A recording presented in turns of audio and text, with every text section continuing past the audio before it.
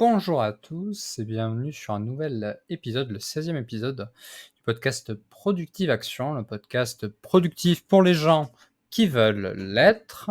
Et je suis encore et toujours accompagné de mon comparse Xavier Salut à du blog tous. gérersontemps.fr. Comment ça va, Xavier? Bah écoute, moi ça va bien, un peu fatigué. On a déjà d'ailleurs dû reporter ce podcast à cause de moi la semaine dernière à cause de mon état de fatigue. Mais bon, je me dis que là je me sens quand même beaucoup plus en forme que la semaine dernière, donc ça sera quand même bien plus productif. Mais en dehors de ça, ça va bien. Commence à faire super chaud chez moi. Je suis en train de péter Ouais. un câble. J'ai un petit ventilo là qui est vraiment, tu sais le petit ventilo, EMA là Ouais, que tu pour 10 balles, qui se plug en USB.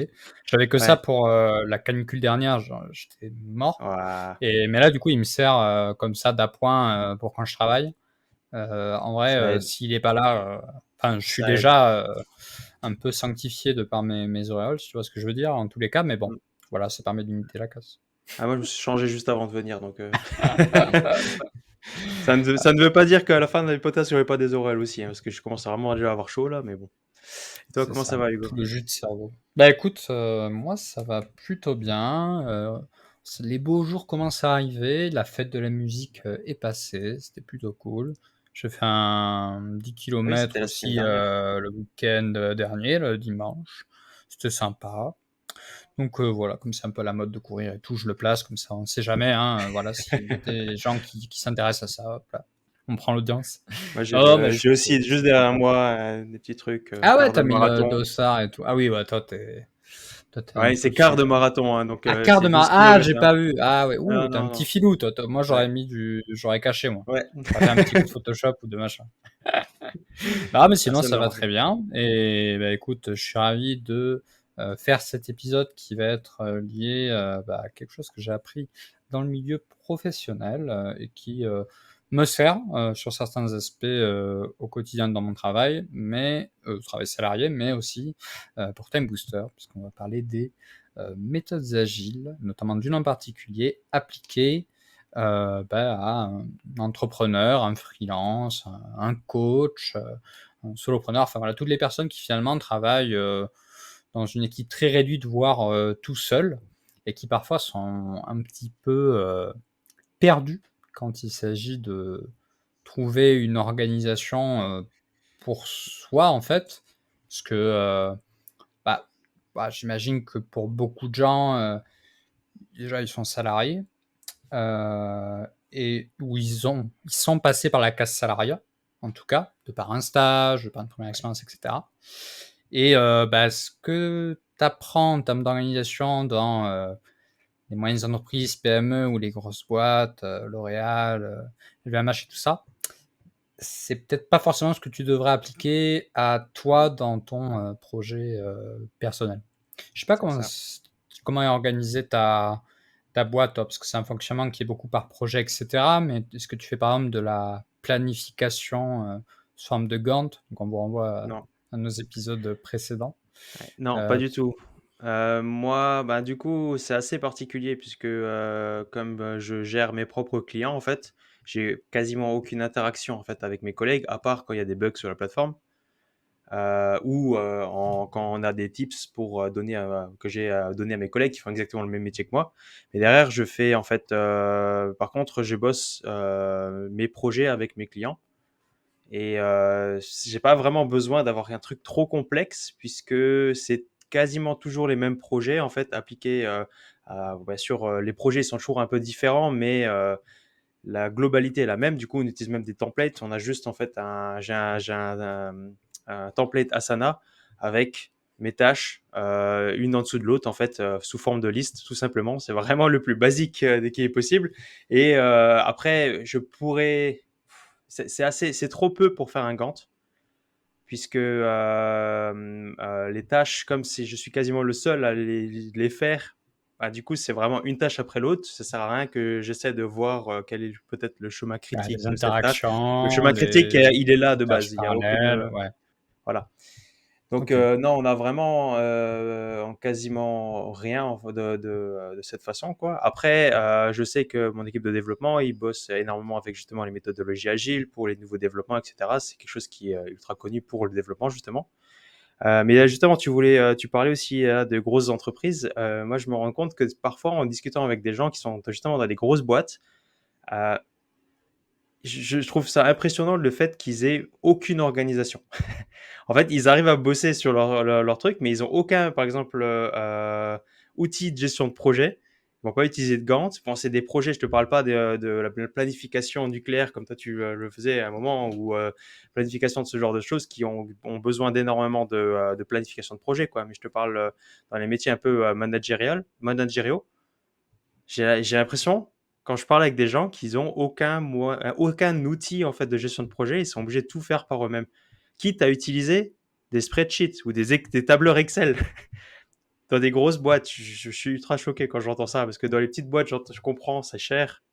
Il y a un outil de planification, mais pour une grosse boîte, tu me dis, mais je suis sûr qu'ils ont quelque chose et ils l'utilisent pas. Ouais, bah, après, c'est les héritages successifs, c'est, bah, les compétences aussi techniques, hein, Excel, tu es à peu près sûr que tout le monde va à peu près piper ce que c'est et comment utiliser ou au moins Ouais, faire 2-3 formules. Donc voilà, les gens, ils restent dans leur zone de confort. Mais bon, en tout c'est cas, ça. effectivement, tu as mis le doigt dessus, c'est que, bah, soit là, je partais du principe effectivement, qui est peut-être un petit peu optimiste, que vous étiez confronté à un certain type d'organisation dans votre travail salarié. Mais peut-être que, comme tu l'as souligné, vous n'avez même pas en fait de vraie organisation, c'était plus, voilà, petit to do écrit sur un bout de papier par-ci par-là, un spreadsheet avec, une checklist pour un truc, mais bon pour l'autre il y en a pas, tu sais pas pourquoi. Donc Mm. en fait, quand on débarque un peu et qu'on doit, bah, soit mener un projet en parallèle de son travail salarié, soit, qu'on se lance, vraiment pleinement à 100 dans un projet de type, freelance, et Mm. cetera, service ou même pour construire quelque chose, hein, que ce soit, je sais pas, une application, une formation, même un objet physique. Bah, en fait, on sait pas trop, comment s'y prendre. Donc, un truc qui va, je pense, pas mal, nous nous inspirer, ça va être peut-être, le côté faire des plannings. Par exemple, voilà, on se dit, pour faire mon mariage quoi, bon, bah, voilà, j'ai cette date-là, je me mets cette deadline et du coup, bah, après je me dis: «Bah, si je veux mon mariage, tant, il faut que j'ai, le lieu à telle date, il faut que j'ai tata à telle date». Ou alors on fait l'inverse, on se dit: «Bah, faut que j'ai le lieu, puis après, je verrai quand est-ce que je pourrai avoir». En tout cas, on essaie de vraiment, avoir une planification qui parfois est relativement, long terme, parce qu'en fait dans les entreprises, heu, bah, on est obligé un peu de planifier quand même, à long terme sur certains projets et Mm. en plus, voilà, c'est un peu cette culture-là de, cycle en V donc par exemple, quand il y a un client qui vient, il me dit: «Bah, voilà, moi j'aimerais avoir, une voiture, elle doit faire ça, ça, ça, ça, ça, elle doit avoir, moyen de remonter dans le temps, Marty s'il vous plaît», voilà et cetera et ensuite donc le la personne, l'entreprise a fait: «Oui, oui, très bien, machin, donc là, OK, j'ai bien tous vos besoins, ça marche. Vas-y, on développe tout ça, ta, ta, ta, on fait les tests, on valide que ça marche bien et cetera» et après hop, on montre au client et après c'est, ah voilà, est-ce que, finalement entre le moment où on a demandé et là, ce qu'on a livré, est-ce que, on est raccord? Bah, là, c'est la surprise, voilà. Heu, Cette on va fameuse voir, image, on va cette voir. fameuse image, ce que le mec du marketing vend ou le vendeur va te vendre, ce que, le développeur va comprendre et va développer, et ce que le client voulait vraiment, quoi. Tu as Ouais, vraiment ouais, les ouais, flashs, c'est ça, exactement. Tu peux avoir alors dans le meilleur des cas, si surtout le travail était bien fait en amont et que le temps, de développer, de tester et cetera, ça a pas été trop long, normalement, tu devrais être plus ou moins raccord, mmh, mais parfois tu as quand même, des écarts, non négligeables, quoi et ouais, c'est dommage parce que du coup, bah, ça fait beaucoup de pertes, de temps, d'argent, de ouais. compétences, c'est dommage.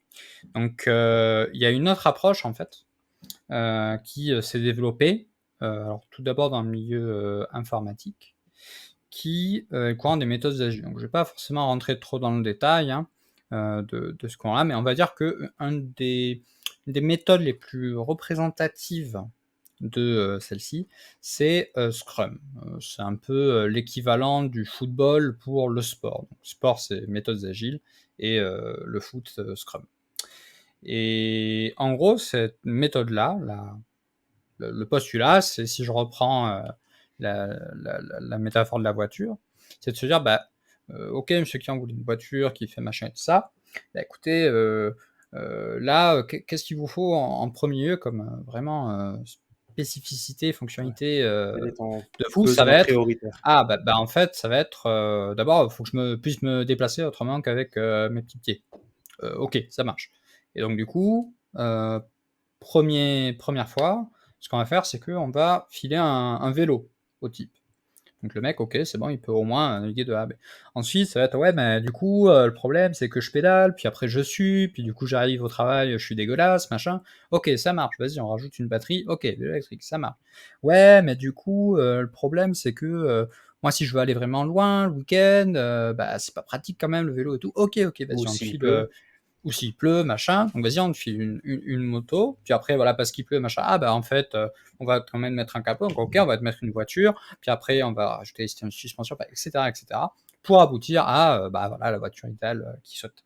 Et en fait, tout au long du processus, finalement, on n'aura pas cessé de produire des incréments, donc c'est en gros des produits qui vont être utilisables par ce client-là, qui va pouvoir tester, et sur lequel bah, va y avoir un retour direct sur bah, ça marche pas, et aussi où tout au long des différentes phases que je dis, bah, peut y avoir des adaptations, de nouveaux trucs qui rentrent, des trucs qui finalement sont dépriorisés, etc. Et en gros, le principe vraiment de Scrum, ça va être ça va être avoir, dans un laps de temps relativement court, euh, avoir quelque chose qui puisse être utilisé par la personne, par le client. Donc si on va dire je transpose ça à un entrepreneur, ou par exemple voilà, quelqu'un qui, allez, on va se mettre dans notre niche, comme ça on connaît un peu plus, Mmh. quelqu'un qui produit du contenu, de l'information. Bah, on peut se dire, ouais, OK, bah, du coup, je vais essayer de faire une vidéo, je pense ça va me prendre 6 mois, puis du coup, il faut que je fasse ça et ça et ça. Je parle de quelqu'un qui vraiment parle de zéro, hein, d'accord? Ouais, ouais, ouais. Je vais essayer de faire ça, ça, ça. J'ai vu qu'il fallait utiliser, tel filtre, machin pour le truc. Enfin voilà, le mec, il va passer, plein de temps à planifier. Vas-y, il va faire tous ces trucs et tout ça. Bon, il y a des trucs où, du coup, il va abandonner, ou alors il va un peu mal le faire parce qu'il débute, et cetera. Il va arriver, il va publier, sa vidéo, et sa vidéo, bon, peut-être qu'elle va marcher, mais il y a plus de chances quand même que, par rapport à la montagne de choses qu'il aura essayé de faire Mmh. et qu'il aura planifié, bah, en termes d'attendu, hein, de personnes qui regardent, personnes, je sais pas, qui s'inscrivent à sa newsletter, et cetera, bah, il sera pas attendu, quoi. Voilà, il aura pas été suffisamment efficient, et finalement, ça se comprend, Oui. surtout pour quelque chose que tu maîtrises pas de bout en bout, et quand tu crées ton projet, surtout au début, mais même un peu tout au long, hein. Il y a toujours des choses où, au bout d'un moment, tu vas avoir des habitudes. Par exemple, OK, bah là, c'est ma 50e vidéo. OK, bah là, je sais que je dois appliquer toujours ce filtre son. Je mets toujours cette musique dans l'outro. Enfin voilà, tu as des automatismes, mais ça c'est venu petit à petit. Mais au début, voilà, tu es toujours un peu sur de la nouveauté. Et donc, l'autre approche, ça va être de se dire, bah, qu'est-ce qui est le plus important d'abord dans la vidéo? Bah, c'est le fait qu'elle existe. Déjà, faut que je sache Ouais, comment poster, comment voilà. ça Et fonctionne. ensuite, c'est, bah, déjà le fond, le message. Donc, Ouais. OK, je vais voir pour qu'on m'entende bien, quoi. Et ensuite, bah, je vais me filmer. Alors, bon voilà, je vais prendre mon smartphone, enfin, je vais essayer de faire le minimum avec, ce que j'ai, quoi. Et je vais regarder ce que j'ai fait, et ensuite, bah, voilà, on va voir, les retours qu'il y a, et cetera. Et la prochaine fois, bah, ce que j'aurais fait pour arriver à ce résultat-là, je saurais déjà le faire. Donc ça sera OK, je saurais comment poster la vidéo, je saurais comment raccorder mon micro à la caméra, je saurais, comment, faire, voilà, une miniature, vraiment avec une capture d'écran de mon truc, enfin voilà, un truc de base. Et la prochaine fois, du coup, je peux ajouter, vas-y, une petite image, d'illustration. Voilà, deux trois petites images d'illustration, pendant que je parle. Et ainsi de Mmh. suite, et ainsi de suite, et ainsi de suite.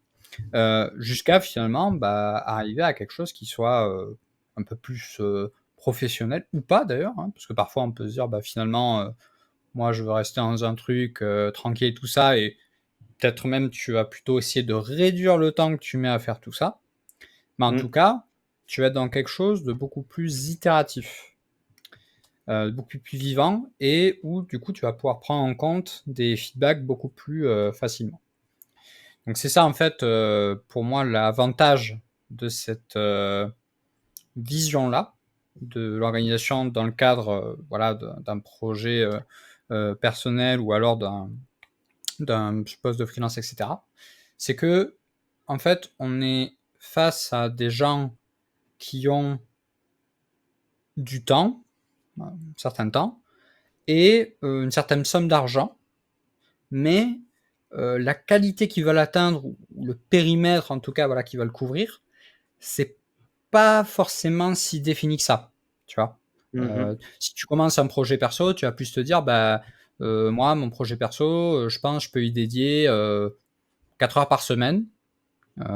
Et je sais pas, je vais m'acheter un abonnement à ChatGPT, plus, voilà, je vais payer 22 balles. Voilà, ok, ça marche.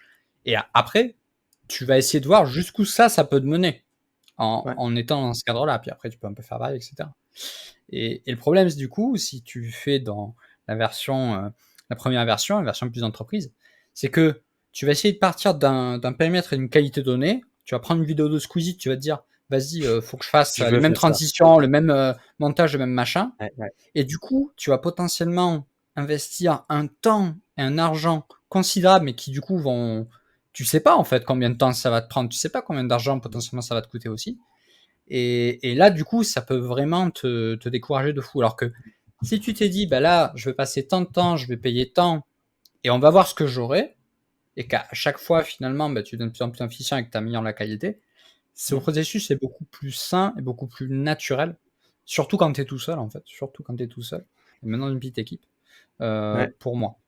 Je sais pas ce que tu Ah, en penses de cette vision-là, ou je si tu as suis un peu pensé pour ton projet gérer son temps. alors je suis 100 d'accord avec toi. Alors, est-ce que j'y ai pensé pour mon projet Gérer Chantant? Pas vraiment, mais sans le vouloir, je l'applique quand même, en fait. Notamment parce on suit la formation justement d'Olivier Roland et Olivier Roland, dans sa formation, il te le dit clairement, ne brûlez pas les étapes. N'essayez pas d'aller trop vite. N'essayez pas de tout faire d'un coup, etc. Vous allez le faire au fur et à mesure.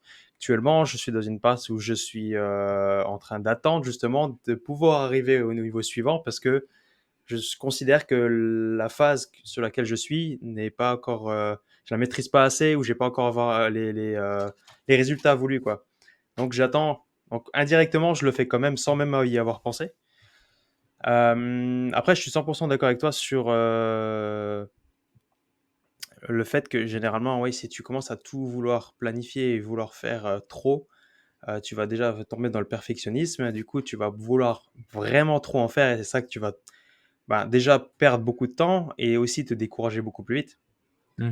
Puisque si tu vois le temps que ça va te prendre, tu te dis ouais, mais comment je vais réussir à battre justement, tu parlais de Squeezie tout à l'heure. Squeezie, je sais pas combien de vidéos il va sortir par semaine, mais t'en as qui vont, t'as des youtubeurs qui vont sortir 2, 3, 4 vidéos par semaine avec une qualité de fou. Toi, t'arrives à en faire une tous les 6 mois qui a la même qualité. Et encore, si t'arrives à avoir la même Ouais. qualité, quoi. Tu Et, vois? et là, tu vois, déjà, si tu peux affirmer que tu peux en faire une tous les 6 mois, c'est déjà pas mal. Ça veut dire que Ouais, tu connaîtrais toutes les étapes et tu ouais, saurais c'est ça, réaliser plus ou moins c'est toutes ça. les étapes qui te permettraient d'atteindre le résultat. Sauf que, qu'on soit clair, quand on commence ou quand on essaie de faire un peu un nouveau truc dans son business, que ce soit bah, voilà, créer une nouvelle formation, proposer une nouvelle offre, etc., bah, en vrai, tu sais pas exactement toutes les étapes Ouais, que tu dois faire. Donc, ouais, c'est ça. alors que bon, voilà, si tu te dis, bah voilà, finalement, ma, ma formation, je vais m'engager auprès d'une audience pour la sortir à telle date et je vais pouvoir m'octroyer tant de temps et je peux mettre tant de ressources pour payer un monteur, pour payer quelqu'un qui va m'aider à faire une traduction, etc. Là, OK, tu sais et du Ouais, coup, bah, tu vas arriver à la qualité que tu auras et quitte à, même, je sais pas, dans cet exemple, être, assez transparent sur le fait que, ben, en fait, c'est une formation qui va, vivre et qui va s'améliorer au fur et à mesure des retours. C'est ce que font vraiment les gens qui font des jeux vidéo. Ça se popularise beaucoup le principe de bêta, c'est-à-dire de proposer un jeu vidéo, qui n'est pas tout à fait, terminé afin de recueillir un maximum de retour des joueurs, les fans en fait, hein, qui vont Ouais. directement y aller, et ensuite pouvoir faire des équilibrages, dire ah en fait ce boss il est un petit peu trop fort, il a trop de points de vie, on va lui baisser, etc. Et Et ensuite, ça in fine, avoir une expérience de jeu qui sera ouais. meilleure pour l'ensemble des gens, quoi. Ça aide aussi pour, savoir si les gens sont intéressés aussi par ce jeu.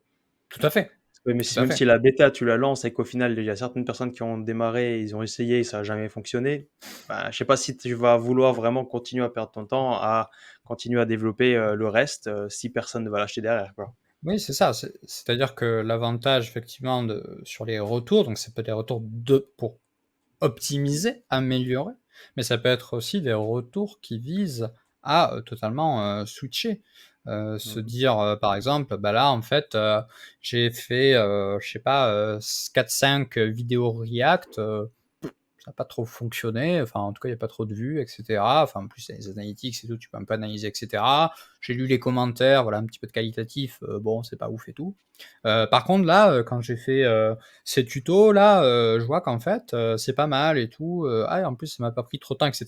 Enfin tu vois, ça peut vraiment te permettre la quantité peut te permettre d'en tirer une analyse en fait Mmh. de données qui derrière facilite la prise de décision. Parce que si tu as fait une vidéo React et un tuto, Oui, tu alors vas pas peut-être que tu savoir verras une polarisation, mais tu ne sauras pas trop si c'est lié au format ou à autre chose ou à la chance. Alors comment si tu as commencé à faire plusieurs vidéos d'un type, bah là, tu vois, tu sauras. mmh, c'est ça Donc et effectivement.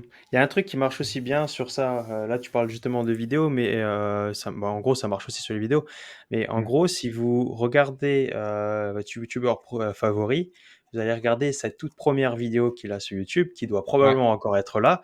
Vous allez juste descendre, vous allez vous faire chier à mon avis de à descendre Mmh. jusqu'à sa première vidéo, mais vous allez regarder sa première vidéo, elle est immonde par rapport à celle que vous voyez maintenant. Mmh.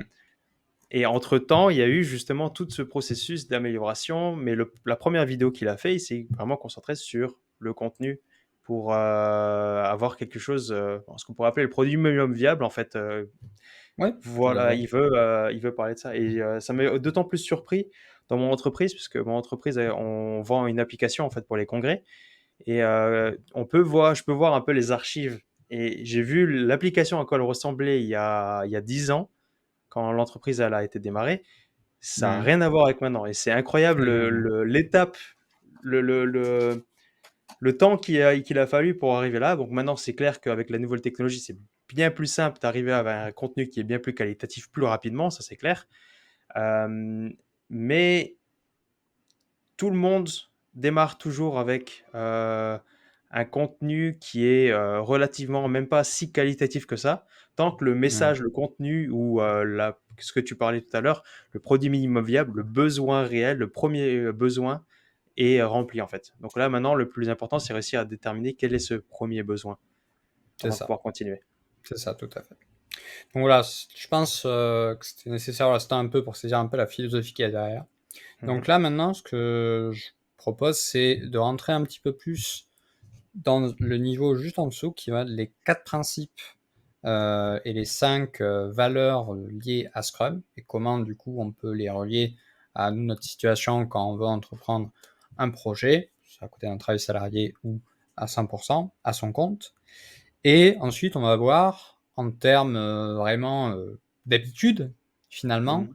qu'est-ce que vous pourriez implémenter en vous basant sur Scrum. Alors moi, il y a des choses que j'utilise, il y a des choses que j'aimerais utiliser, il y a des choses que je n'utilise pas du tout parce que je ne m'en suis pas encore intéressé. Donc voilà, c'est aussi... alors, il y a beaucoup de gens qui utilisent Scrum dans les méthodes agiles, c'est à peu près 80%, quelque chose comme ça. Mmh. Et il y en a énormément parmi eux qui, en fait, prennent ce framework hein, et on utilise des variantes finalement sur Oui. certains points. Donc voilà, on va dire que c'est pas du tout, on parle de méthode, mais il y a vraiment pas ce côté dogmatique. Ouais, ouais. C'est vraiment en mode, ben C'est voilà, si vous avez pas les moyens, si vous n'avez pas le temps, si vous n'avez pas, je sais pas, bon bah écoutez, faites ça, essayez de faire comme vous pouvez, etc. Puis voilà quoi, puis essayez petit à petit de vous améliorer quoi.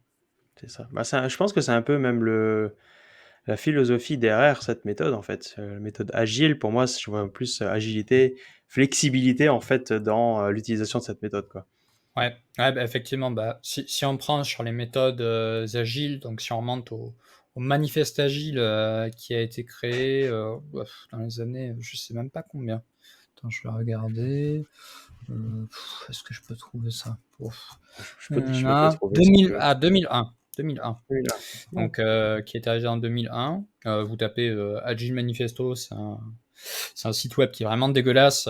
Vous avez bah, en plein milieu, là, vraiment. On a le besoin vital, le premier Ouais, voilà, besoin c'est ça. qui est là. Mais il est toujours là hein, depuis 2001, attention, voilà. Et du coup, donc les quatre principes liés aux méthodes agiles, hein, au sens global, ça va être les individus et les interactions avant les process et les outils. Avoir un incrément, donc quelque chose un produit qui fonctionne, plutôt qu'avoir plein de documentation. Avoir un bon rapport avec ses clients par rapport à avoir des données contractuelles qui soient béton. Et répondre et s'adapter aux changements plutôt que s'évertuer à suivre un plan. Mmh. Donc à chaque fois, il mettait en comparaison deux choses hein, dans ses valeurs. L'idée, c'était pas dire que la deuxième chose était moins bonne, mais plutôt que bah, il y a une priorisation. Effectivement, le dernier correspond exactement à ce que tu disais. Vaut mieux être, donc c'est là justement le terme agile se relie le plus à cette dernière affirmation. Il faut essayer le plus de s'adapter en gardant quand même des bases. Hein. Il ne s'agit pas de tout changer à chaque fois. Oui, bien sûr. Mais plutôt que de s'évertuer sur un plan. Et moi, j'ai parfois été, on va dire, un peu, je suis encore hein, victime de ça. C'est-à-dire que quand j'affirme que je vais faire quelque chose, si en plus je me suis engagé auprès d'une personne, que je dis bah ouais, on va faire ça et tout ça, et que finalement, par exemple, on va aller, oui, on va aller voir le film samedi, etc., machin, et que au final, entre temps, je sais pas, par exemple, j'ai fait une nuit horrible, j'ai pas mal dormi, etc., j'ai machin, ben en fait, je vais avoir du mal à me dire ah putain, ouais, mais du coup, faut que j'y aille.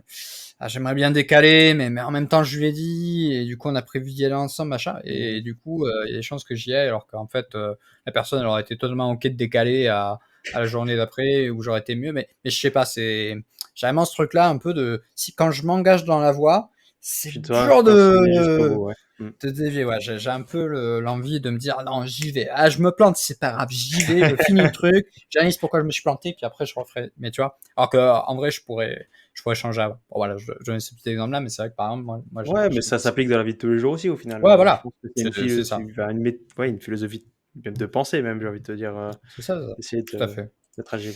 Et donc quels sont finalement les principes plus liés à Scrum cette fois? Alors, je vais les reprendre sous les yeux parce que j'avoue que parfois je m'oublie. Voilà, donc c'est ça. Ils sont au nombre de 4. Donc le premier, ça va être la transparence. Alors ça peut être plus quand vous travaillez dans une petite équipe, mais l'idée en fait, c'est voilà, de rendre visibles les progrès que vous faites, les tâches que vous entreprenez, etc. Mais en fait, ça peut aussi être quelque chose que par exemple, dans le cadre de votre activité, si c'est un projet de formation par exemple, ben, vous pouvez partager quels vont être les différents modules de votre formation et quand est-ce qu'ils sortiront à votre audience. Vous pouvez leur partager ça, comme ça, bah, ils sont pas dans l'attente en mode ah bah, putain, quand est-ce que ça va sortir et tout, moi j'aimerais bien avancer. Ils savent direct et voilà, et ça c'est bon. Bon, Mmh. on comprend aisément pourquoi la transparence, c'est assez important. Il y a l'inspection aussi. Donc, c'est le fait d'évaluer régulièrement le travail et les processus que vous faites. Donc là, il y a des justement routines associées à ça, dont on va parler juste après, que Scrum préconise. Mais en gros, ça peut être tout simplement, hein, voilà, exemple, ça va être la réunion quotidienne que vous pouvez avoir, par exemple, dans votre travail salarié, avec votre manager, où tous les lundis, ben, voilà, vous dites, OK, ben, qu'est-ce qu'on a fait la semaine dernière, et là, qu'est-ce qu'on va faire cette semaine. Voilà. Il y a Mmh. des équipes où ils font ça. C'est en gros l'idée. L'adaptation, donc ça, bon, voilà, on en a parlé juste avant. Et le dernier, c'est l'empirisme. Alors, l'empirisme, c'est le fait de se baser sur des exemples, en fait, des actions, des choses observables, pour en déduire une loi, une vérité générale. Donc là, l'idée, c'est de finalement prendre des décisions qui sont basées sur ce que vous avez fait et ce que vous avez du coup observé. Donc ça, bah, ça va être par exemple, voilà, vous avez fait les 5 vidéos React là, bah, ok, vous les avez fait, c'est bon, bah, vous pouvez du coup euh, observer les nombres de vues qu'ils ont fait, le watch time, etc. Et donc essayer d'en déduire quelque chose. Ah bah ok, bah, les vidéos React que je fais, enfin dans le PEPS et tout ça, machin, ça marche moins que mes vidéos tuto. Voilà. Mais c'est pas un truc où vous dites ah bah je pense que les vidéos React ça doit mieux marcher pour moi, etc. Vous avez Oui, expérimenté, puis ensuite vous en tirez une vérité. Donc il y a vraiment ce truc-là de. Alors, faut réfléchir, mais faut. Il y a un peu ce côté de ce qui, pour ça que j'aime bien dans Scrum, parce que moi j'ai cette tendance-là à parfois pas mal réfléchir et tout. Euh, Scrum, ça pousse quand même pas mal à l'action, ouais, à ouais, vraiment faire plutôt que parfaire, voilà, être dans l'instant. ouais. Voilà, je sais pas s'il y en a une qui t'a particulièrement parlé, enfin, ces principes qui t'a particulièrement parlé, toi. Ouais, j'ai eu des pensées sur chacune d'entre elles. Bon, mais c'est bien, alors c'est bien, ça va. Je t'avoue que vas-y, on va commencer peut-être par la première. Du coup, la première, c'était, redis-la moi, comme ça après je C'était vais te dire ce que la je vais penser. transparence. La transparence, oui, le fait, ben, du coup, c'est ça justement, ben, je pense que tu vas en parler de toute façon juste après. Je pense que c'est même ben, en soi, dans une entreprise, quand tu travailles avec plusieurs personnes, quand tu vois que tout le monde travaille, toi, cette inertie va venir automatiquement chez toi aussi. Tu sais, le fameux truc que les émotions sont contagieuses, entre guillemets. Si tu vois que tout le monde est en train de travailler, par défaut, tu vas travailler. Donc, je pense que cette transparence, elle est bien aussi. Moi, je me Mhm. pose la question de comment ça peut s'appliquer quand tu travailles tout seul. Justement, tu peux parler justement à Bah, ton audience voilà, pour c'est voilà. ça exactement. En fait, quand tu. Alors, tu peux. Alors là, j'ai donné Mais l'exemple là, on met effectivement de l'audience, mais ça peut être un tiers de confiance également. Typiquement, tu dis, ben voilà, ton pote, si jamais j'ai pas publié ma vidéo à telle date, je t'invite au restaurant. Et hop, tu lui files en gros les accès pour qu'il puisse voir exactement sur ton logiciel de gestion de projet, quel qu'il soit, ton avancement. Et du coup, bah, si tu l'as pas fait, hop, voilà, c'est clair Ok. direct, Ouais, voilà. par exemple.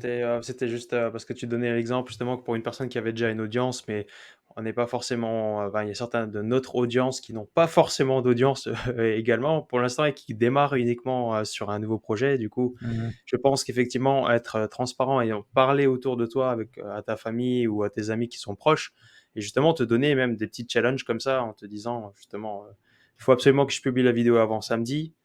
Mhm. Je te paye un coup si c'est pas le cas ou voilà, un truc, Mhm. qui te pousse aussi à l'action et mais justement être transparent comme ça marche. Enfin, Après, c'est je sais la transparence, pour le coup, je l'entends plus vers, en gros, les gens qui soit vont être la posture client, donc les gens qui sont intéressés par ce que tu fais, ouais, soit les gens qui ont vertu à travailler avec toi, à apporter de la valeur en fait à OK. ton activité. En vrai, si, enfin, moi, je pense que clairement, je sais pas, mon cousin, par exemple, il en a pas grand-chose à faire que je sois transparent avec lui sur quand est-ce que je vais Ah sortir oui, ma vidéo, bien tu vois. sûr. Ouais, je vois ce C'est que tu veux dire. un peu ça, tu vois. C'est de la transparence, c'est pas transparence pour tout le monde et tout ça, c'est transparence utile, je dirais. Ouais. Voilà. Mais ok, OK, ouais, c'est effectivement une bonne remarque. OK. Et bah, du coup, ensuite, il y a les valeurs, donc sur un nombre de 5, là, on peut les passer assez vite, parce qu'elles sont quand même assez compréhensibles. Mmh. La première, ça va être l'engagement, donc le fait d'être pleinement engagé dans vos projets, donc de respecter vos deadlines, etc. Mmh. Le focus, voilà, donc se concentrer, éviter les Uniquement distractions, sur ce que tu as dit que sur lequel tu ouais, allais que tu avais travailler et pas sur fait, autre chose. etc. C'est ça. L'ouverture, donc l'ouverture dans le sens pouvoir prendre des retours, accueillir de nouvelles idées.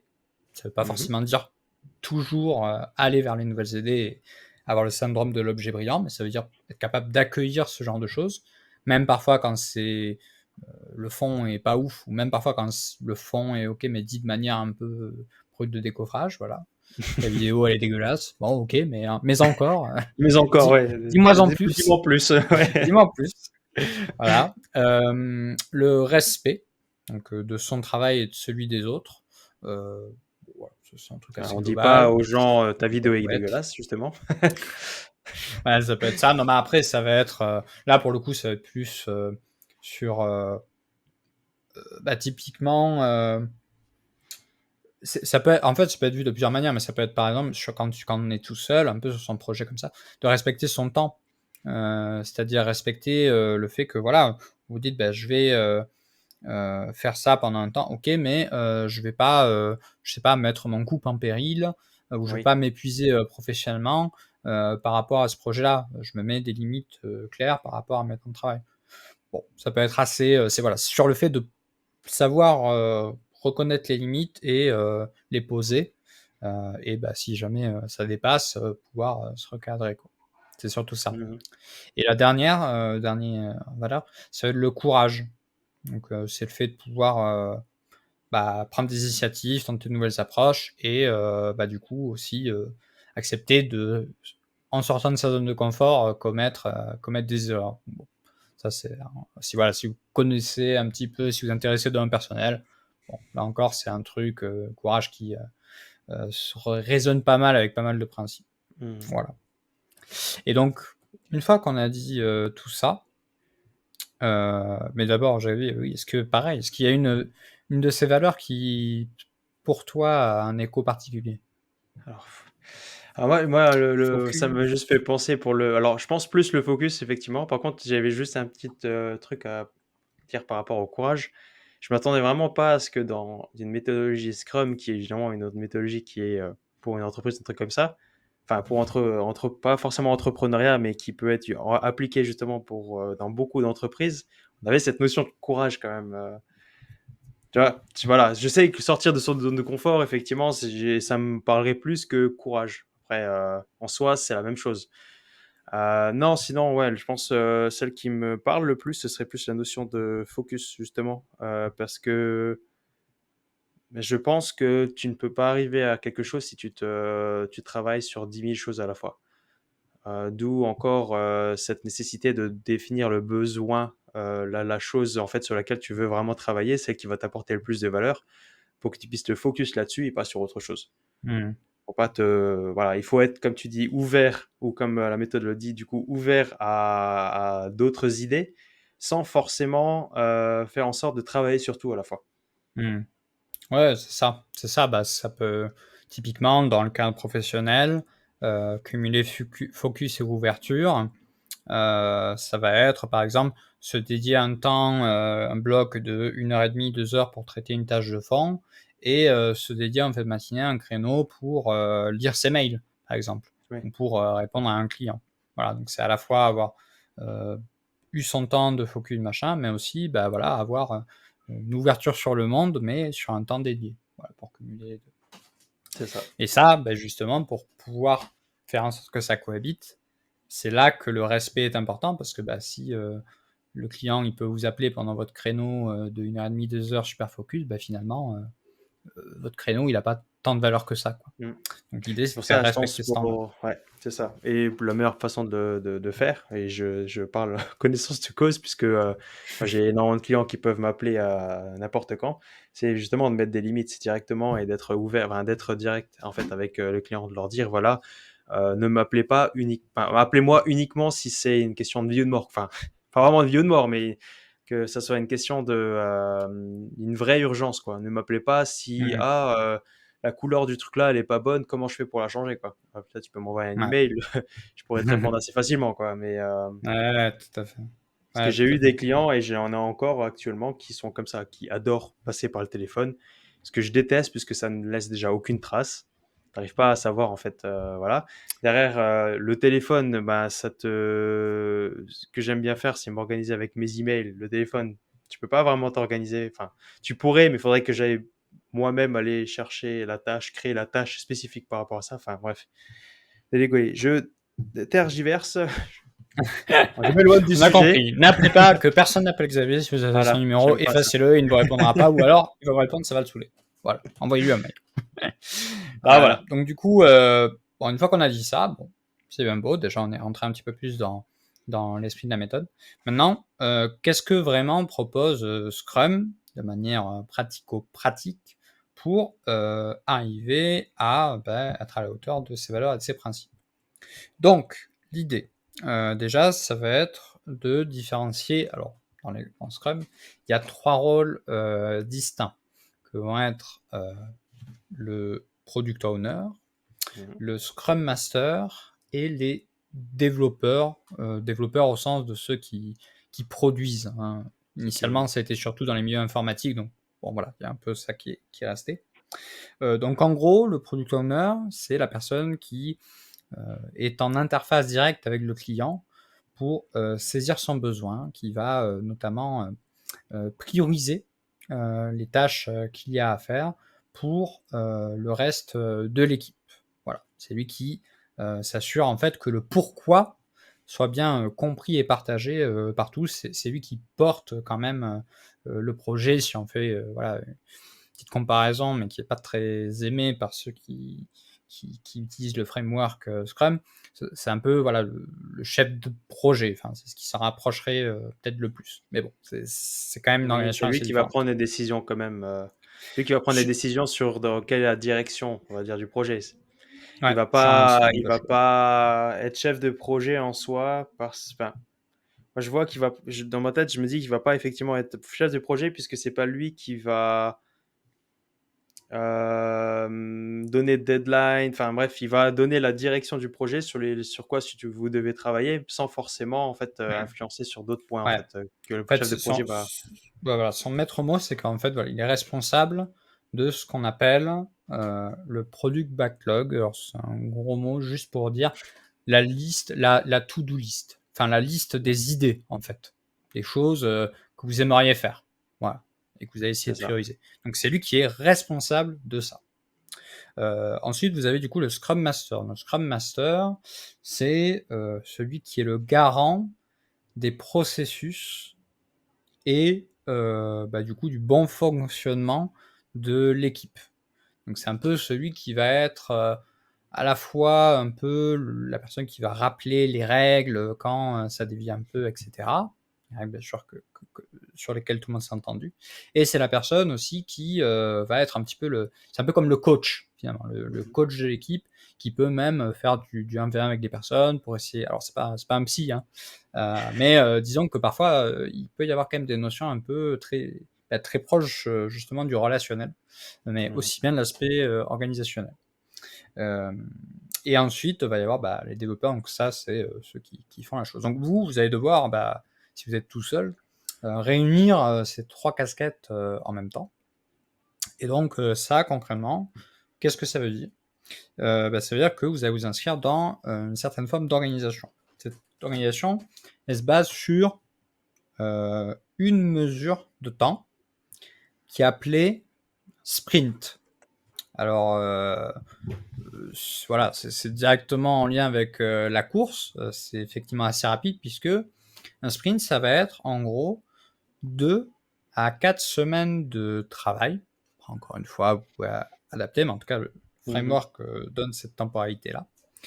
Et ce sprint, ça va être un cycle de travail pendant lequel, à la fin, il doit y avoir un incrément qui doit être créé. Donc un incrément, c'est-à-dire un produit, un service, enfin quelque chose qui est tangible, qui est utilisable directement. Donc ça veut dire, vous avez fait une vidéo, vous avez envoyé une offre. C'est pas voilà, je suis à 80% de ma vidéo. Non, tu as 80% de ta vidéo, tu l'as pas faite. Voilà. Oui. C'est la personne ne peut pas la voir. Donc t'as pas fait. T'as pas fait, ouais. Voilà, t'as pas fait. Il n'y a pas de notion de en fait voilà, l'idée Oui, c'est aussi fait ou pas fait, c'est tout. c'est de voilà, l'idée c'est un peu de se distancier de la notion de oui l'avancement et tout ça parce que du coup peut-être que ton truc ta tâche elle est bonne à 95% sauf que peut-être dans les 5 derniers pourcents ça va merder et du coup le jour J hop finalement t'as pas le truc, tu vois. Donc en fait et ça cherche à vraiment éviter ce truc là d'avoir plein de tâches qui sont bien avancées mais au final, aucune qui est terminée. Ça, c'est le pire qui peut arriver pendant un sprint, c'est que tu as avancé sur plein de trucs, mais finalement, tu n'as rien fini. C'est un Mmh. peu dommage. Voilà. Donc ça, et du coup, en fait, ça, ce cycle-là, il va se répéter, en fait, de manière itérative comme ça.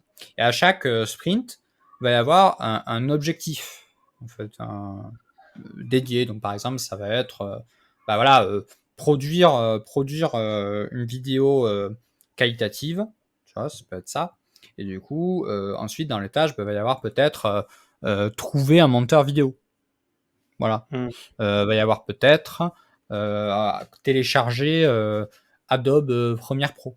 Voilà, des Ouais. choses tangibles comme ça pour me rapprocher de cet objectif-là. Et donc, autour de ça, on s'organiser 4 moments, 4 habitudes, du coup, que vous pouvez implémenter clés. Donc, admettons, vous avez un projet, voilà, voilà, lancer une chaîne YouTube. On va reprendre cette analogie-là. Du coup, vous allez vous dire, ok, bah vas-y, on va se dire, je vais me donner comme objectif une vidéo toutes les 2 semaines, par exemple. Mmh. Ok, donc votre sprint goal, ça va être, du coup, 2 semaines, objectif, faire la vidéo. Ok, ça marche. Donc au début, vous allez commencer à mettre un peu dans votre product backlog, donc dans une espèce de bucket list, un peu tous les trucs que vous attendez d'une vidéo qui marche. Vous avez commencé vous, parce que, bon, voilà, vous savez pas. Ou alors Oui. vous pouvez un peu demander autour de vous, à la limite, si vous avez des gros consommateurs de YouTube, ou alors qui peuvent s'intéresser à votre niche, vous pouvez leur demander. Et du coup, ensuite, une fois que vous avez cette to-do là, de plein de choses que peut-être vous allez faire, peut-être vous n'allez pas faire, vous allez essayer de les prioriser. Ça, c'est très important. Essayez de voir ce qui est vraiment a la valeur. Par exemple, ce qu'on dit souvent en vidéo, c'est que le micro, si vous avez un son éclataxe, c'est même pas la peine de chercher à avoir de la 4K. En fait, C'est ça. les gens vont être saoulés, ils vont pas vous écouter. Puis en plus, vous ne pourrez pas, par exemple, utiliser la vidéo pour créer un podcast comme celui-ci. Donc, voilà. Bref, en tout cas, voilà, essayez de vraiment prioriser. Et ensuite, l'idée, ça va être de regrouper donc ces 4 habitudes. Alors moi, je vais vous dire celles que je fais et celles que je fais pas, celles que j'aimerais bien faire. Donc la première, je vais partir de la maille la plus petite. Ça va être ce qui est appelé en Scrum le Daily Scrum. Donc Daily Scrum, c'est une réunion quotidienne qui dure normalement 15 minutes, qui est faite pour inspecter un peu le travail qui a été fait, ajuster le plan de travail du jour et éventuellement demander de l'aide aussi aux gens. Voilà. Donc ça, c'est quand on est dans une équipe, bien sûr. Après, ou si vous êtes tout seul, bon voilà, vous pouvez demander de l'aide à ChatGPT peut-être, c'est déjà pas mal, mais bon. Et en fait, Mmh. l'idée derrière ça, si vous l'appliquez, c'est quoi? C'est en fait, tous les jours, vous essayez de voir ce que. Alors, en général, c'est en début, c'est le premier truc qu'on fait, hein, c'est en tout début de journée.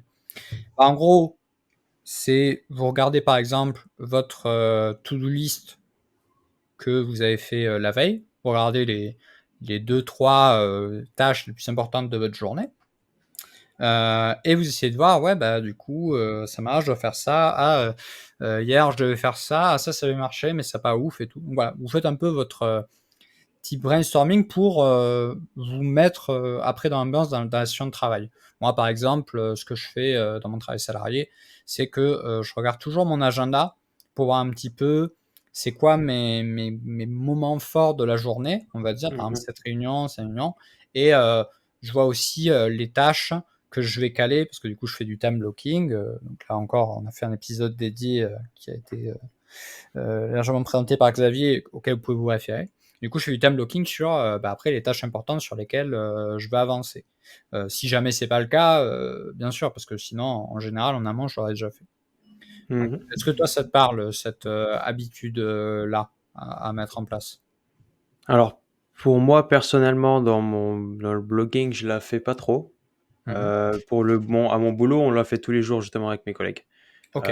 Ça aide, comme tu dis, énormément si quelqu'un est bloqué sur quelque chose, c'est beaucoup plus simple de poser. En fait, c'est un moment dédié où tu peux même poser des questions si tu es bloqué, par exemple. Et du coup, tu peux Oui. avoir une rapide réflexion de toute ton équipe pour essayer de te débloquer là-dessus.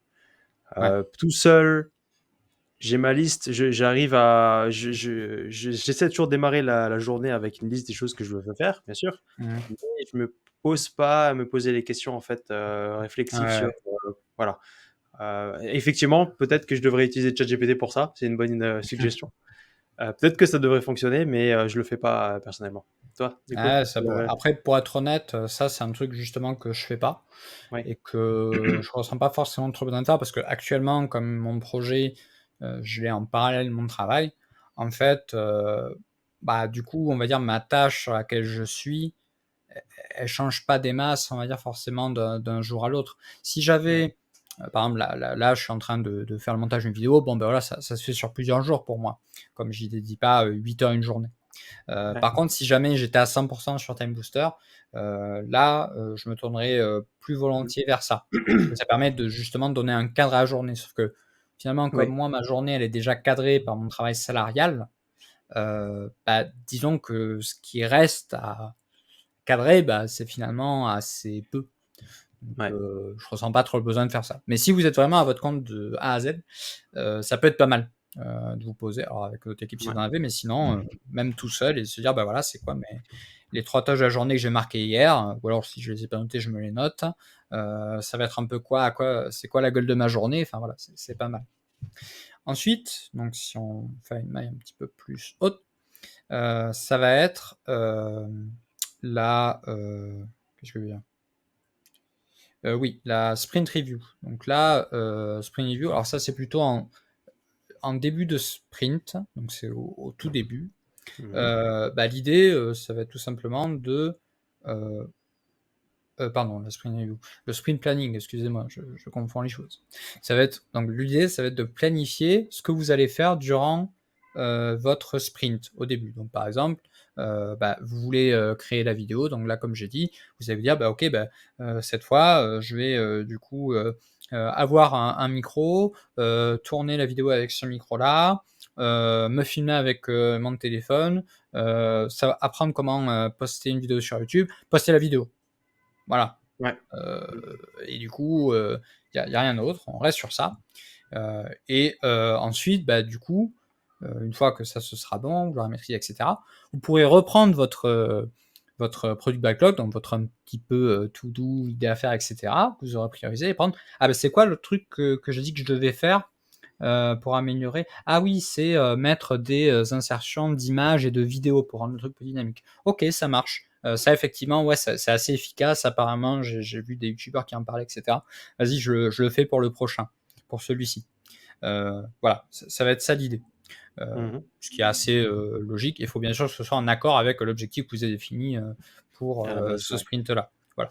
Donc, pour, 4 semaines, heu il préconise jusqu'à un maximum de 8 heures.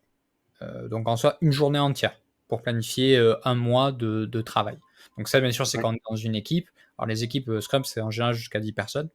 Là, bon, vous êtes tout seul, clairement, ne passez pas 8 heures à faire ça. Déjà, je pense qu'1 heure, c'est déjà pas mal du tout. C'est mhm, déjà beaucoup. Et en soi, ça, comment ça peut se matérialiser?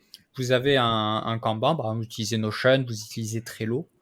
Vous avez votre colonne idées, enfin voilà, ou choses à faire, etc. Et en fait, vous basculez votre truc de idées à faire, à faire à ou faire. en cours, ouais, Et après, vous avez à faire, voilà, en cours et terminé. Et donc, en gros, ce qui est dans votre sprint, en fait, c'est ce qu'il y a dans à faire et en cours et bah, après terminé, voilà, c'est terminé. Mais mhm, ça fait quand même partie du sprint. C'est ça l'idée. ouais.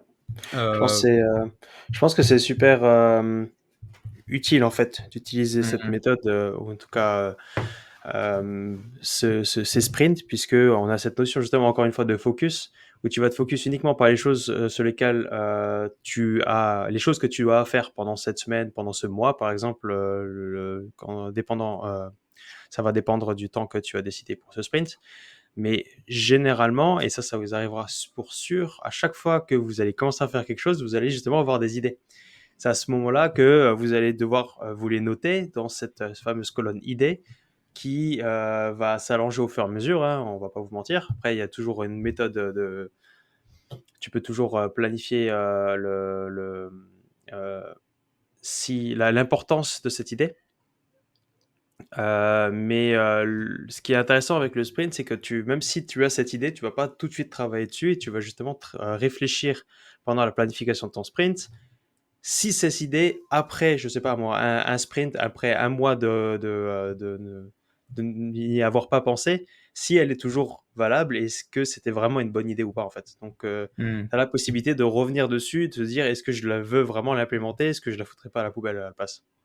Oui, voilà, c'est ça exactement. L'idée, c'est de quand même s'en tenir à son objectif qu'on s'est donné. En Mm. fait, même si vous respectez pas, voilà, 2 à 4 semaines, l'idée, c'est de rester quand même dans des temps qui sont assez courts Ouais. pour vous, pour que quand même, en fait, il faut que ce soit pas trop court pour que vous puissiez quand même produire quelque chose, un minimum. Si vous vous donnez un sprint de 2 jours et que du coup vous devrez replanifier tous les jours, enfin, c'est très Ouais. bizarre. Puis vous passerez beaucoup de temps à Une planifier par journée de rapport au temps de réflexion, deux produire. journées de boulot. Une journée de réflexion, une Ouais, journée de voilà, boulot. c'est un peu ça. Mais il faut pas non plus que ce soit trop court pour diminuer. En fait, ce qu'on entend pas dans les entreprises, c'est de diminuer le time to market, le temps où on va délivrer son produit, son service au Ouais. marché. Et donc c'est ça l'idée en fait, c'est de pas trop attendre pour pas potentiellement louper des opportunités. Parce que s'il y a de nouvelles choses qui arrivent, je sais pas, par exemple les shorts, hop, les shorts sont arrivés. Ah bon, bah si vous aviez prévu votre truc sur un an et que les shorts sont arrivés en juin, bon bah tant pis, vous continuez l'année, vous faites pas de shorts et vous profitez pas du truc. Enfin, voilà, Ouais. c'est un exemple, hein. Bien sûr, peut-être que vous n'êtes pas obligé d'aller vers les shorts, mais en tout cas, le fait de replanifier tous les mois ou toutes les 2 semaines, ça vous aurait fait reconsidérer, ah ok, est-ce que je prends en compte les shorts dans ma production de contenu, par exemple. Mhm. Donc ça, c'était le deuxième. Ensuite, le troisième, du coup, donc là, c'est celui sur lequel je me suis trompé, donc c'est la sprint review. Donc en fait, c'est le moment où vous allez finalement délivrer votre travail et qui va être en quelque sorte évalué pour que vous puissiez ensuite recueillir des feedbacks. Donc là, forcément, ça va vachement dépendre de votre activité. Si vous êtes freelance, par exemple, ça peut être très bien d'avoir un moment avec le client où vous Mm. prenez la main pour lui présenter ce que vous avez fait, ce que vous avez produit, et vous lui demandez, ben voilà, ben qu'est-ce que, est-ce que c'est ce à quoi tu pensais, qu'est-ce que tu verrais d'autre, enfin voilà, pas hésiter à poser des questions assez ouvertes. Et si vous êtes tout seul, bah, ça peut être, soit parfois, par exemple, dans le cadre d'une vidéo YouTube, vous pouvez lire des commentaires. Voilà, ça peut vous permettre d'avoir des feedbacks. Il y a aussi, bah, voilà, le nombre de j'aime, le nombre de vues. C'est une forme de feedback. Donc là, ça va être du feedback quantitatif, hein, plutôt Mhm. que qualitatif, comme c'était dans le premier cas. En tout cas, voilà, disons que ça, c'est le truc qui, selon votre situation, du coup, va le plus varier. Si c'est quelque chose où bah, vous délivrez à des clients, mais de manière asynchrone et en masse, bon, bah, forcément, ça va être plutôt des feedbacks numériques et vous n'allez pas avoir besoin de faire, entre guillemets, une présentation particulière, etc.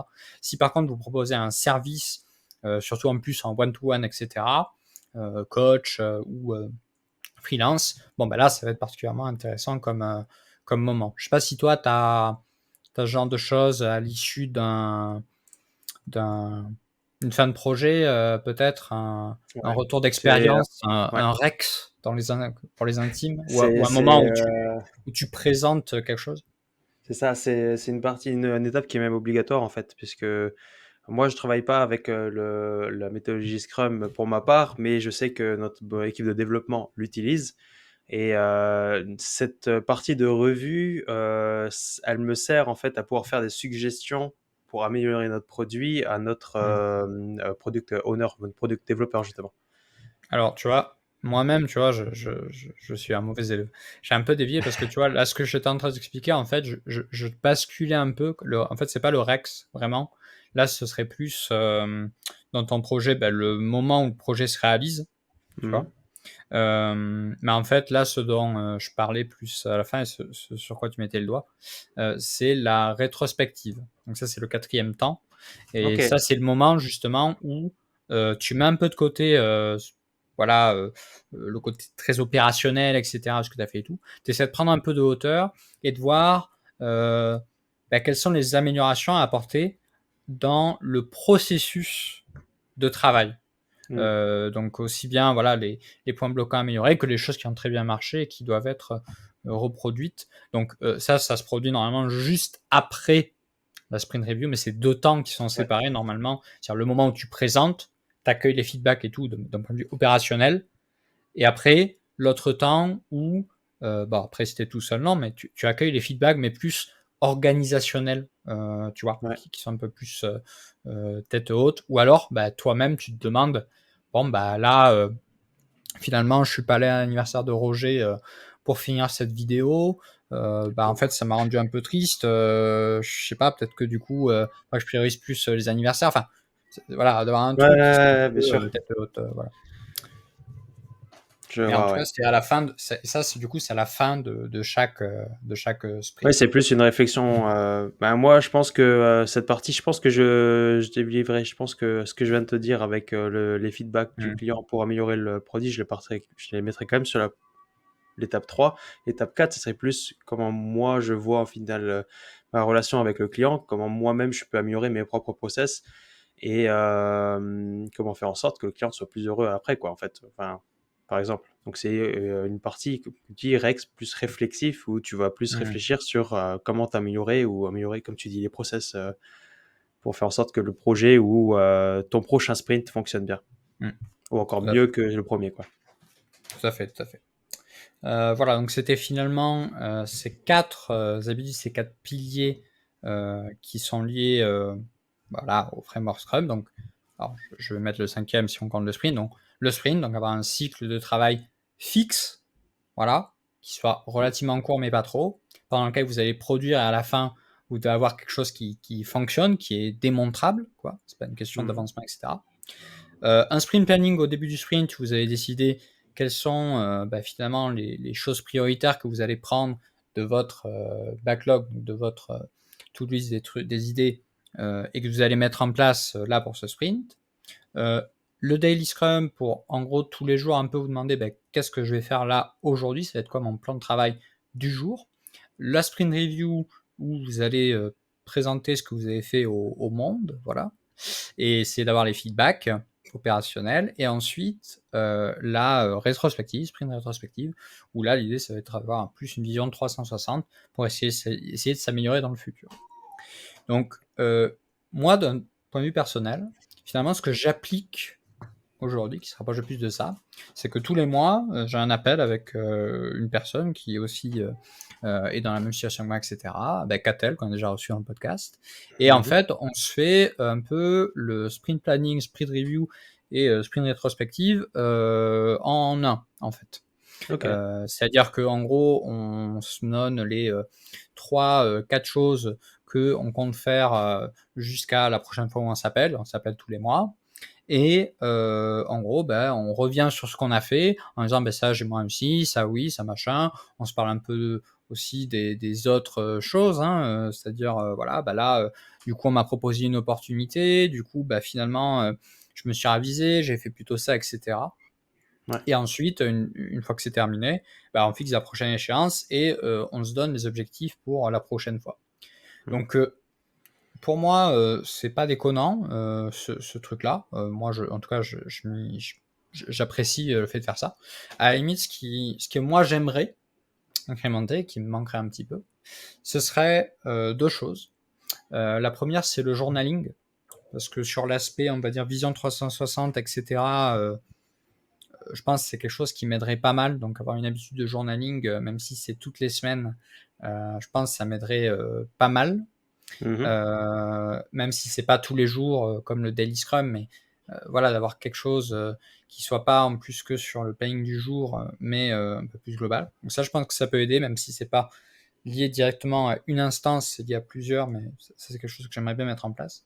Et aussi un truc du coup que je fais, mais pas, je pense suffisamment, c'est l'aspect planification. En fait, enfin, pas planification, mais disons que j'ai pas un vrai product backlog du coup que j'exploite. En fait, j'en ai un, mais Ouais. ça fait un moment que je l'ai pas alimenté. Je note un peu des trucs comme ça sur ma to-do list. Mais disons que, ouais, quand je planifie, en fait, je me dis, qu'est-ce que j'aimerais bien faire? Ça.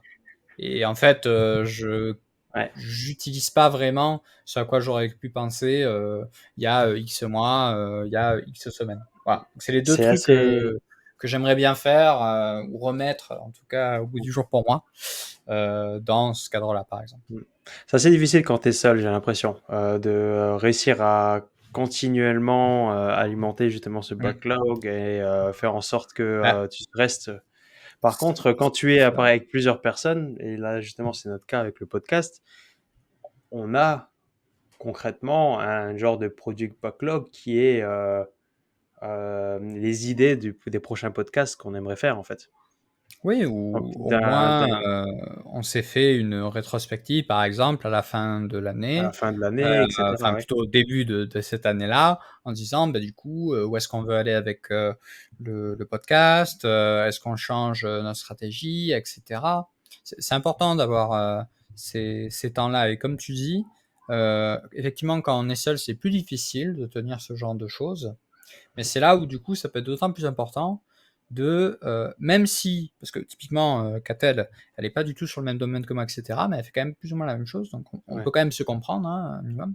Mais en soi, juste demander à ou voir s'il y a quelqu'un d'autre, beh, justement qui est seul, qui aimerait juste, bah, s'organiser un peu mieux, avancer plus, et cetera, qui est un peu dans la même vague que nous, en, voilà, cherchant sur Facebook, via une formation, et cetera.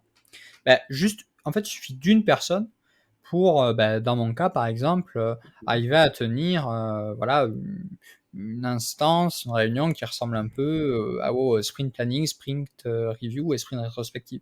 C'est beaucoup plus Oui, facile pour c'est moi ça. de tenir ça, du fait que je sois avec, Catel, même si on ne travaille pas directement, ensemble, par la suite. Moi, je l'aide pas sur le montage d'une vidéo et elle, Oui, elle bien m'aide sûr. pas dans la rédaction, d'articles, sauf, très ponctuellement si on veut un avis, mais heu, c'est pas l'idée principale, mais juste le fait que la personne soit là, qu'elle partage aussi ses choses, etc., bah, c'est suffisant. Et Ouais ça, c'est et vrai que ça c'est t'aide, un gros plus. ouais et en plus de ça, ça t'aide à, enfin ça te force en fait à faire cette rétrospective que tu ne ferais pas forcément par toi-même. Mm. Et je sais, que je le faisais aussi, à un moment et un truc que j'aimais bien aussi, tu sais, c'est justement, même si Catel, elle n'est, pas exactement sur le même domaine et qu'en soi, vous avez tous les 2 projets qui sont complètement différents, vous travaillez pas l'un avec l'autre, elle peut quand même te demander de mettre des challenges en place, en fait. Te dire, voilà, la prochaine fois, je veux absolument que tu aies fait ce truc-là.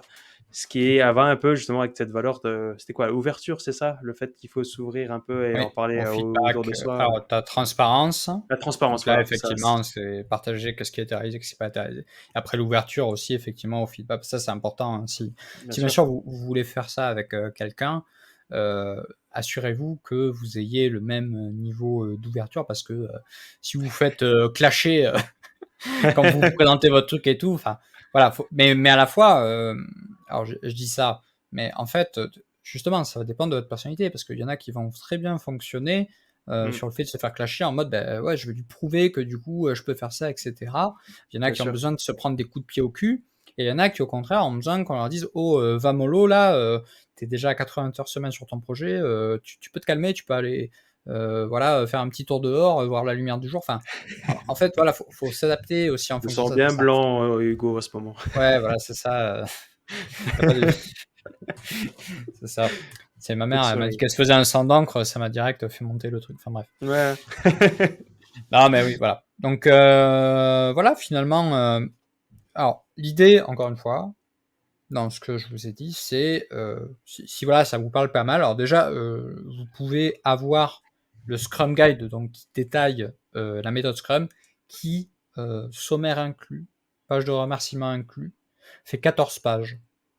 Oh, Donc, ça va. vous pouvez totalement le filer à manger à ChatGPT, parce que vous pouvez le télécharger en PDF de manière totalement gratuite Mmh mh. et ensuite, dire: «Bah, voilà, je suis, freelance dans tel domaine et cetera, machin. J'aimerais bien m'organiser, en utilisant la méthode Scrum et cetera, machin. Est-ce que tu peux m'aider?» et cetera. Donc vous pouvez Je totalement pense l'aider. que pour Vous ChatGPT, tu es pouvez le même pas lire obligé aussi. de lui donner à manger en soi, Oui, et où je pense il qu'il va tu lui dis: connaître, J'aimerais tout à utiliser la fait, méthode Scrum» c'est et c'est il devrait c'est pouvoir t'aider. c'est vrai, c'est très connu. En tous les cas, vous pouvez aussi, bah, justement le lire, hein, voilà, même si, Ouais, voilà, si vous êtes pas trop dans des sphères, business et cetera, machin, bon, peut-être qu'au début, ça va vous paraître un peu obscur, ou alors un petit peu, comme dirait notre cher président de la poudre de perlimpinpin. Mais bon, pour moi, ça vaut le coup, clairement, de le lire, si ça vous a un minimum intéressé, le sujet de ce podcast. Et ensuite, n'essayez pas de tout implémenter.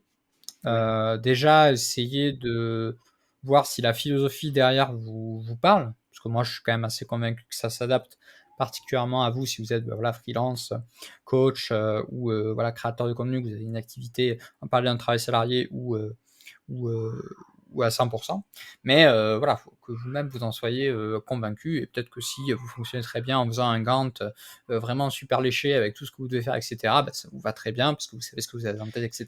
c'est ça. Donc voilà, vous prenez ce qu'il y a à prendre. Mais si en tout cas, ça vous intéresse vraiment, prenez une des habitudes entre guillemets qui correspondent du coup au rituel de Scrum et essayez de l'implémenter. Essayez de vous dire, bah voilà, tous les jours, en fin de journée, je vais essayer de noter à peu près les 2-3 tâches importantes que je dois accomplir le lendemain.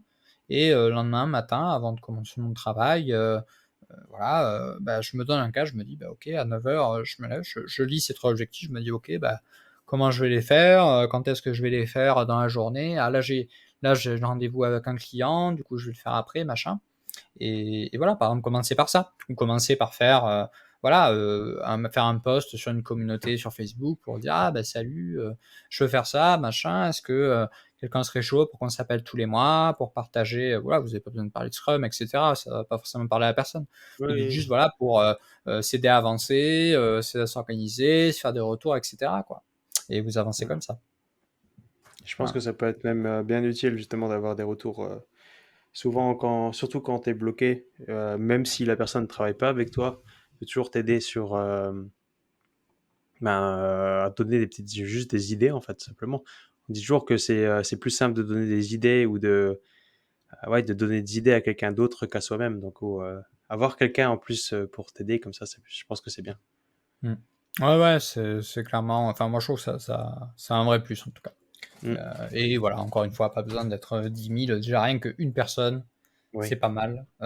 Et voilà, tant que vous avez la même vibe, les mêmes valeurs, voilà, un petit peu des objectifs similaires, voilà, si après votre niche n'est pas la même, si machin, c'est pas grave, sans bat la race. Enfin, il peut y avoir des connivences particulières. Nous, par exemple, on est tous les deux sur l'organisation et la gestion du temps. Forcément, ça nous a rapprochés, mais en soi, voilà, Catel est sur la communication, rien à voir, ça se passe très bien aussi. c'est ça. Voilà. Eh bien, parfait. Bah, je vous remercie d'être allé jusqu'au bout. J'espère que ça n'aura pas été trop pompeux. J'ai essayé de rendre ça relativement, avec mes images de Non, voitures, etc., intelligible pour tout le monde. c'était intéressant. Donc voilà, si vous avez apprécié, bah, comme d'habitude, nous vous encourageons à mettre un j'aime si vous regardez la vidéo YouTube, à noter 5 étoiles si vous écoutez le podcast via diverses plateformes et à partager aussi, voilà, à un ami qui est paumé dans son organisation, qui se dit que ouais, non, mais moi je m'organise bien sans organisation, machin, etc. Bah voilà, bah oui, quand même, tu devrais écouter en faisant ton petit quart de marathon là. De toute façon, tu iras pas trop vite, etc. Vas-y, écoute le podcast de Xavier Hugo. Ça pourra te faire gagner du temps après. Donc voilà. En tout cas, bah, merci pour votre écoute et bah, voilà, on vous dit à la prochaine pour un nouveau podcast. Salut à À la tous. prochaine, salut.